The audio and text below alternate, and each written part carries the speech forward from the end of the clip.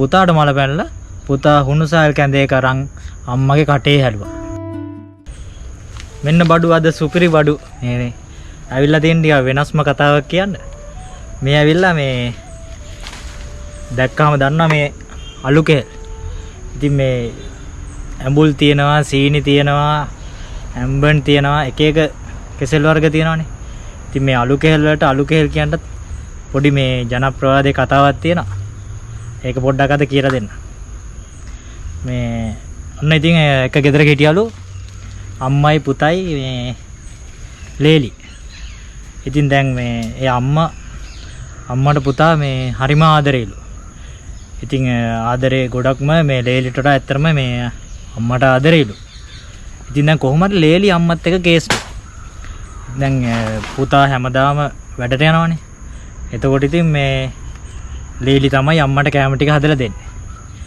ඉතින් මේ ලේලි කරන්නේ අම්මත් එක්ක තරහින්ද මේ අම්මට හුණුසාල් කියන දේවල් දන්නවනේ.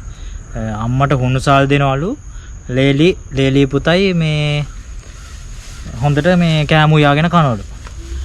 ඉතින් දැන් මේ ඔක දැන් දිගටම කරාලු. ඊට පස්සේ ඉතින් අම්මා හුණුසාල් මේ හදාගෙන හැමදාම කනවලු.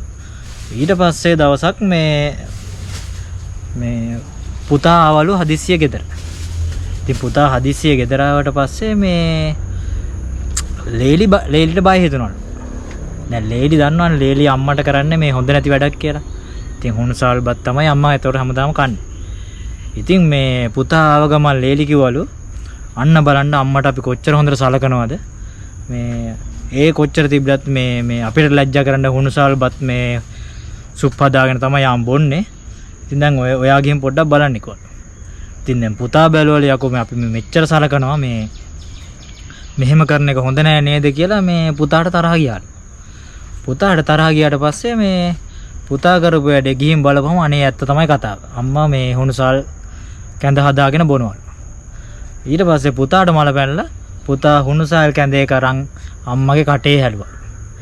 කටේ හැලුවට පස්සේ අම්මට දැන් ඉන්න බෑනේ. එන්නකෝ එක් කතාව කියන්න. දැන් අම්මට ඉන්න බෑනේ. අම්මට ඉන්න බැරි නිසා මේ එන්නකෝ කතාව කියන්න. අම්මට ඉන්න බැරි නිසා මේව කේල් ගහක් තිබ්බලු. කේල් ගහ දැන් කේල් ගහ සීතලයිනේ. කේල් ගහ සීතල නිසා අම්මා ගිහලා එකපාරටම දැන් පපුව දනවනේ. මෙන්න මෙහෙම කේල් ගහ මෙන්න මෙහෙම බදාගත්තා. බදාගත්තට පස්සේ අර පපුවේ තියෙන ගින්දරට මෙන්න මේ කේල් ගහ අලු වෙලා වැටුණා. අලු වෙලා වැටුණාට පස්සේ ඒ අලු වලින් ආවලු පොඩි පැල.